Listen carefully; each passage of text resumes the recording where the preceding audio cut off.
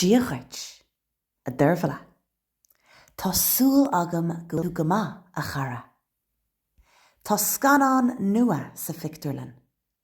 Stúrtha ag ruán magán, dethar wancáin, agus bhuilthing go háird é. Cóiríoch an script scanáin ag Sína Lambert ó na thuairscéal hain, The Lake.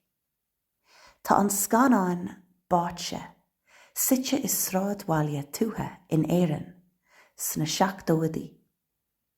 Tá Peggy Casey, aisteoir Eleanor O'Brien, ban óg ag rith táhairne a muintere, agus ag géirí ara a thuairt dá teaghlach.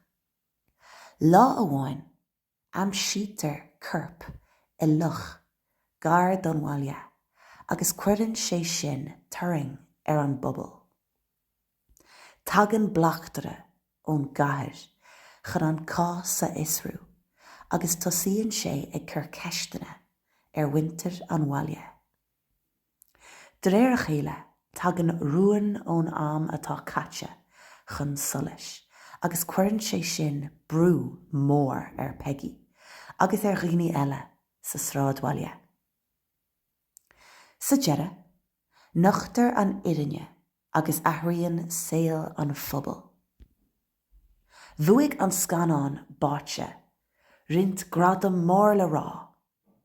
Bhuaigh sé an scanán Gaeilge is fear ag an Galway Film Fleadh.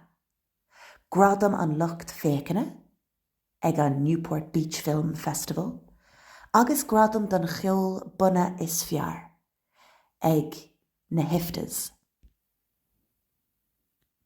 Tá grá, tá mistéir, tá rairc áile, tá ceol iontach, tá dráma cluinne, tá grán, tá scéal sásúil, agus luas seasta. Ach an fuirt is fear, tá an scanán as Gaeilge. Tá futhidil I méarla, agus ceapam gur sprág an scanán córáte deasa ina dhia, daoine ag caint le chéile, le strán séirí, agus ag buint tríal as a gúpla focail, as Gaeilge. Tá aistóirí cumasacha, Mo Dunford, Oisín Mistéal, Pádraig Ó Lynsigh, gan ach cúpla duine a lua. Hatan sé go mórlam, agus tá súil agam go maith an seans agat, féchant go lua. An maith leat, dul go dtí an fictúrlan, nó an fearlaat féchant scanáin sa bhaile. An itheann tú grán rósta. Cén seanra scanáin is fearlaat. Grá mór. Molly.